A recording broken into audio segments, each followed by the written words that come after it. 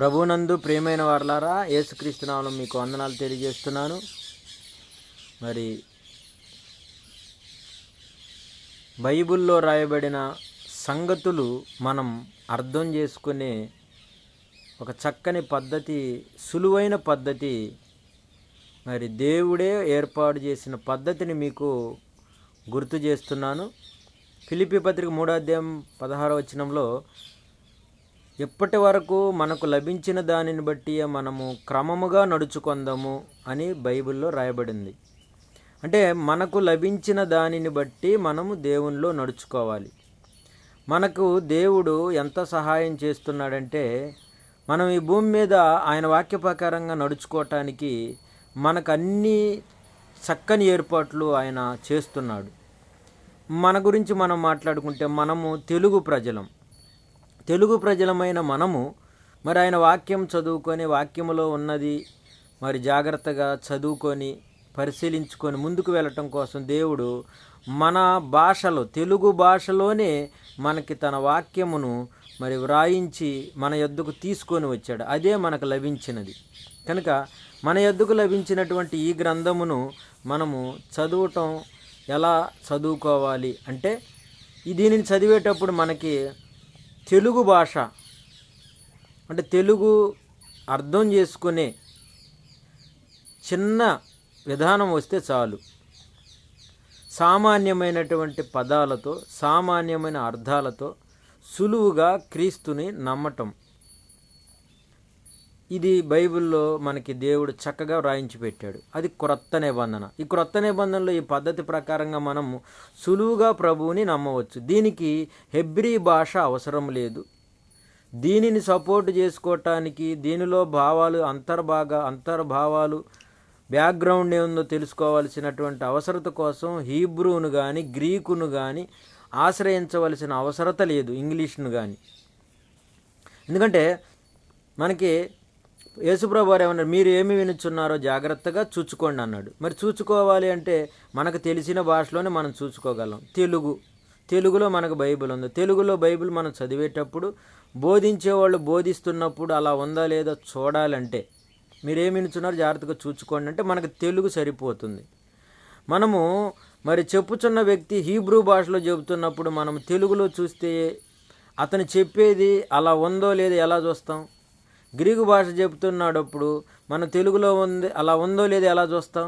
అతను చెప్పేది ఎలా నమ్మగలం? కనుక తెలుగు భాషకు మరి హీబ్రూ కానీ గ్రీకు కానీ సపోర్ట్ అవసరం లేదు. తెలుగు భాషలో దేవుడు మనకు అవసరమైనవని చక్కగా రాయించి పెట్టాడు. తెలుగు భాషలోని బైబిల్ అంతా మనం బాగా పూర్తిగా చదివితే, ఆ భావము, ఆ సారాంశము మనకు అర్థమైతే ప్రతిదానిని మనము ఖచ్చితంగా తెలుసుకోవచ్చును. ఇదొకటి మనం గమనించాలి.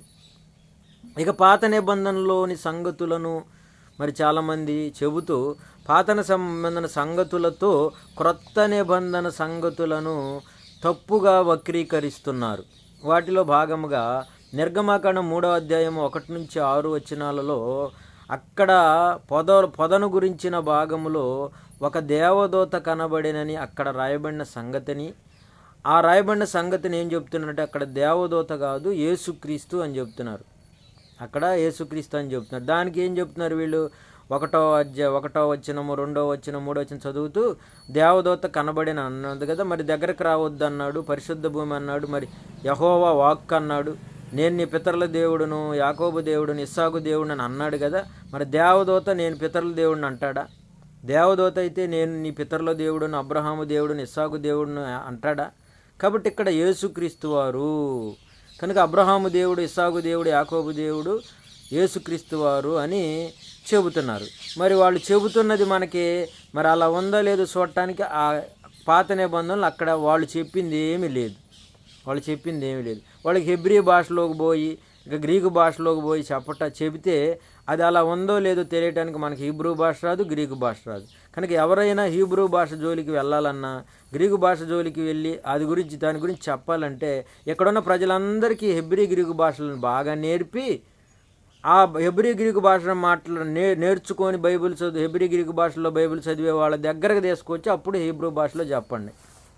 అది వాళ్ళకి మరి వార్నింగ్ అనమాట. కనుక వాడి జోలికి పోకూడదు అని చెప్పడానికి ఈ మాటలు. ఇక మన కొత్త నిబంధనలో మరి దేవుడు మనకి చెప్పాడని చెప్తున్నాను కదా, మనకు లభించిన దాన్ని బట్టి క్రమంగా నడుచుకోవాలి. ఇప్పుడు పాత నిబంధనలో నిర్గమాకాండంలో మరి అక్కడ పొదను గురించిన భాగములో అక్కడ కనపడింది దేవదూత కాదా అనేది మనం తెలుసుకోవటానికి మళ్ళీ కొత్త నిబంధనలోకి వస్తే ఆ సంగతులను మాట్లాడిన మరి సందర్భాలు మత్తయి సువార్త 22వ అధ్యాయము 31, 32 వచనాలలో యేసుక్రీస్తు వారు పొదను గురించిన భాగాన్ని గురించి చెబుతున్నాడు. ఆ పొదను గురించిన భాగములో దేవుడు అబ్రహాము దేవుడు, ఇస్సాకు దేవుడు, యాకోబు దేవుడు అని మీతో చెప్పాడు అని ఎవరు చెబుతున్నారు? యేసుక్రీస్తు వారు చెబుతున్నారు. ఒకవేళ అక్కడ పాత నిబంధనలో పొదను గురించిన భాగంలో మాట్లాడింది యేసుక్రీస్తు వారైతే యేసుక్రీస్తు వారు అబ్రహాము దేవుడను, ఇస్సాకు దేవుడను, యాకోబు దేవుడు అని చెప్పింది నేనే అనేవాడు. కాబట్టి ఈయన ఒక వ్యక్తిగా మాట్లాడుతూ తండ్రి గురించి అబ్రహాము దేవుడను, ఇస్సాకు దేవుడను, యాకోబు దేవుడని అన్నది దేవుడు, తండ్రి అయిన దేవుడని యేసుక్రీస్తు వారు చెప్తున్నారు. దేవదూత అని చెప్పేసి అక్కడ మనకు రాయబడింది. దేవదూత ద్వారా అంటే దేవదూత నోట పలకబడిన మాట దేవుడు, తండ్రి అయిన దేవుని మాట. అర్థమవుతుందా? కానీ యేసుక్రీస్తు కాదని అక్కడ అర్థమవుతుంది. ఇదే సందర్భం మార్కు 12:26-27 వచనంలో రాయబడింది. లోకాసువార్త 20:37-38 వచనాల్లో కూడా రాయబడింది. పొదను గురించిన భాగములో నేను అబ్రహాము దేవుడను, యాకోబు దేవుడను, ఇస్సాకు దేవుడునని మన దేవుడు మీతో చెప్పిన మాట మీరు చదవలేదా, మీకు అది అర్థం కాలేదా అని ప్రభువారు గుర్తు చేస్తున్నారు. యేసు ప్రభువారు గుర్తు చేస్తున్నారు, నేనే అని చెప్పటం లేదు ఆయన. కనుక నిర్గమాకాండంలో పొదను గురించిన భాగంలో యేసుక్రీస్తు అని చెప్పటం అనేది కొత్త నిబంధన ఒప్పుకొనదు.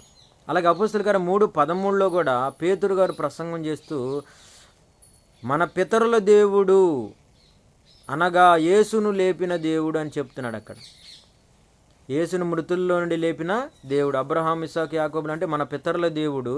అబ్రహాము దేవుడు, ఇస్సాకు దేవుడు, యాకోబు దేవుడు అనగా మన పితరుల దేవుడు యేసును లేపాడు, మహిమపరిచాడు అని చెప్పేసి అంటున్నాడు. అంటే యేసును వేరుగా చూపిస్తున్నాడు, పితరులు అబ్రహాం, ఇస్సాకు, యాకోబుల దేవుడిని అని చెప్పిన దేవుని గురించి తండ్రిగా చూపిస్తున్నాడు.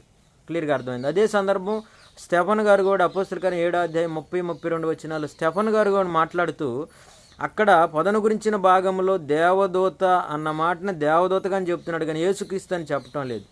ఈరోజు చెబుతున్న వాళ్ళలాగా మరి ఆయన పరిశుద్ధాత్మతో, స్టెఫన్ గారు పరిశుద్ధాత్మతో నింపబడినవాడే ఏం చెప్పాడు? పొదను గురించిన భాగంలో మోషేకు ఒక దేవదూత కనపడేను అని చెప్పేసి అంటున్నాడు. అర్థమవుతుందా? తర్వాత 38వ వచనంలో కూడా తనతో మాట్లాడిన దేవదూత ద్వారా దేవుడు ఆయనను అధికారిగా రక్షకునిగా ఇశ్రాయేలీయులకు విమోచకునిగా మోషేను పంపించాడని 38-37 వచనాలు రాయబడింది.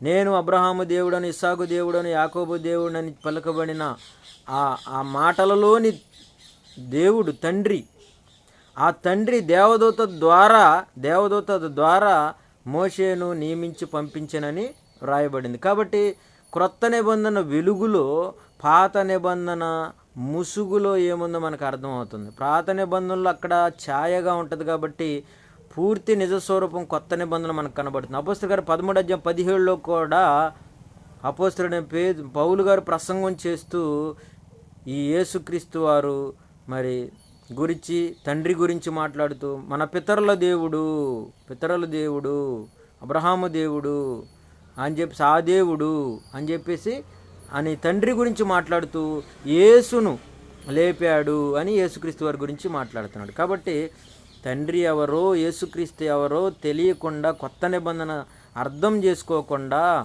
పొరబడుతున్నవారు జాగ్రత్తగా వాక్యములను మరలా నేర్చుకోవాలి, వాక్య ప్రకారముగా జీవించాలి. ఇంకా మళ్ళీ దేవదూతలో మరి ఆదికాండం 22వ అధ్యాయంలో మరి 1వ వచనం నుండి 19వ వచనాల వరకు అక్కడ దేవదూతలు ఎక్కడ 19వ అధ్యాయం ఆదికాండం 19వ అధ్యాయం 1-2 వచ్చి దేవదూతలకు లోతు సాష్టాంగపడ్డాడు కాబట్టి మరి అక్కడ దేవదూతలకు సాష్టాంగపడ్డా, ప్రభువులారా అన్నాడు కదా, కాబట్టి వాళ్ళు ప్రభువులు అని చెప్పేసి అంటున్నారు. దానికి అపోస్తలుల కార్యము 4వ అధ్యాయంలో కొర్నేలికి దేవదూత కనపడ్డప్పుడు కొర్నేలి నమస్కారం చేసాం అంటే ప్రభువా అన్నాడు. అంటే దేవదూతలను వాళ్ళు మరి దేవునిగా అనుకొని వాళ్ళు అట్లా ప్రవర్తించడం జరిగింది. అంతేగాని ఎరుగకయే దేవదూతలకు ఆతిథ్యం చేసిరని ఎబ్రీ 13వ అధ్యాయం మొదటి వచనంలో కూడా రాయబడింది. కాబట్టి ఇలాంటి చాలా సంగతులు ఉన్నాయి.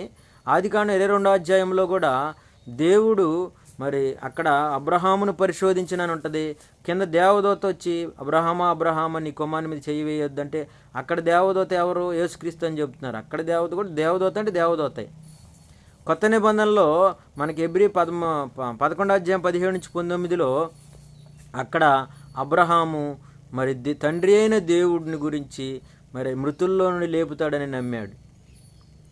ఇక్కడ యేసుక్రీస్తు వారి గురించి యేసుక్రీస్తుగానే చెబుతున్నాడు. కనుక హెబ్రీ పత్రిక 6వ అధ్యాయం 13-14లో దేవుడు తన తోడు అని ప్రమాణం చేసినప్పుడు ఏ గొప్పవాని తోడని ఒట్టు పెట్టుకోలేదని రాయబడింది. కనుక అబ్రహాముతో పలకబడిన అబ్రహాము దగ్గరకు వచ్చి చెప్పబడిన మాటలలో ఉన్న తండ్రి అయిన దేవుడు మనకు కనబడుతున్నాడు. తనకంటే ఏ గొప్పవాని తోడని ప్రమాణం చేయలేకపోయాను. అంటే యేసుక్రీస్తు వారు ఏమన్నాడు? తండ్రి నాకంటే గొప్పవాడు అన్నాడు. కాబట్టి తండ్రి కంటే గొప్పవాడు ఎవరో లేరు. కాబట్టి అబ్రహాము దగ్గర మరి ఆయన దగ్గర మాట్లాడిన మాటలలో చెప్పబడిన దేవుడు తండ్రి అయిన దేవుడుగా మనకి కనపడుతున్నాడు. అబ్రహాముకు దర్శనమందు వాక్యము ప్రత్యక్షమైనప్పుడు వాక్యం అన్నప్పుడు యేసుక్రీస్తు వారు అని చెప్పొచ్చు. కానీ దేవదూత అన్నప్పుడు దేవదూతే.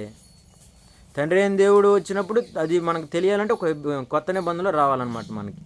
కాబట్టి ఇలాంటి సంగతులు చాలా ఉన్నాయి. కనుక హెబ్రీ భాష అవసరం లేదు, గ్రీకు భాష మనకు అవసరం లేదు, తెలుగు అవసరమని దేవుడు మనకి ఇచ్చాడు, ఇది చాలు అని చెప్పేసి అంటున్నాడు. ఇప్పుడు వాళ్ళు మనకి అపోస్తలులు మనకి చక్కగా అన్ని విషయాలు వాళ్ళు మనకి కూలంకషంగా మనకి రాసి పెట్టారు. ఇంక ఇందులో మనము వెతుక్కోవాల్సిన పని ఏమి లేదు. ఏదేదో ఇంకా మనకు చెప్పలేదేమో, ఇందులో ఏమైనా దాచబడి ఉందేమో అని అనుకోనవలసిన అవసరత లేదు. ఉన్నది ఉన్నట్టు మనం నమ్మితే కొత్త నిబంధనలోని వచనాలను మనకు నిత్య జీవము కలుగుతుంది. క్రీస్తు దేవుని కుమారుడే, యేసు దేవుని కుమారుడైన క్రీస్తు అని మీరు నమ్మునట్లును నమ్మి ఆయన నామందు జీవం పొందినట్లు ఇవి వ్రాయబడెను. కనుక యేసుక్రీస్తు దేవుని కుమారుడిగా మనం నమ్మాలి. నువ్వు అద్వితీయ సత్యదేవుడు అయిన నిన్నును నీవు పంపిన యేసుక్రీస్తుని ఎరుగుటయే నిత్యజీవం అన్నాడు. అంటే తండ్రి అయిన దేవుని నమ్మాలి, కుమారుడైన యేసుక్రీస్తుని కూడా మనము నమ్మాలి. తండ్రిని కుమారుని ఒప్పుకోనని వీడే క్రీస్తు విరోధి. ఇంత క్లియర్గా అర్థం అయిపోతుంది. మళ్ళా తండ్రి అంటే ఎట్లా, కుమారుడు అంటే ఎలా, ఇగో హెబ్రీ భాషలో ఎలా ఉంది, గ్రీకు భాషలో ఎలా ఉందని వక్రీకరణ అనేది చేస్తే బైబిల్లో మరి 2 పేతురు 3:14-16లో రాయబడిన విద్యావిహీనులుగా హెబ్రీ భాష మాట్లాడుతున్నాం మాకు వచ్చు అనుకుంటున్నారు. అసలు బైబిల్ ఏం చెబుతుంటే విద్యావిహీనులు అంటుంది. ఎవరిని? కొత్త నిబంధనలో రాయబడిన సంగతులను వక్రీకరించేవాళ్ళు. దాని భావం అది కాదు. అంటే అక్కడ క్లియర్గా దేవుని కుమారుడు, నేను నిన్ను కని ఉన్నాను, లేకపోతే ఈయన తండ్రి అని ఇట్లా క్లియర్గా అర్థమయ్యే విధంగా ఉండే. అది తండ్రి అనగా అది అర్థం అది కాదు, కుమారుడు అనగా అది అర్థం అది కాదు అని హెబ్రీ భాషలోనో గ్రీకు భాషలోనో చెప్పటం అనేది బైబిల్కి వ్యతిరేకం, పరిశుద్ధాత్ముడు రాయించిన మాటలకు వ్యతిరేకం అని మీకు తెలియజేస్తున్నాను. కనుక బైబిల్లో రాయబడిన క్రొత్త నిబంధనలో రాయబడిన సంగతులను మనము మంచి మనసుతో కూర్చొని చదివితే మనకు క్లియర్గా అర్థమవుతుంది. ఇందులో మరి దాచబడింది ఏమి లేదు, కష్టపడి ఏయో భాషలను ఆశ్రయించవలసిన అవసరం లేదని మీకు తెలియజేస్తూ సత్యాన్ని ఉన్నది ఉన్నట్టుగా క్రొత్త నిబంధనలో చదవండి. దానిలో నుండి ఏది తీసివేసినా ఏది కలిపినా మరి తెగుళ్ళు వస్తాయి.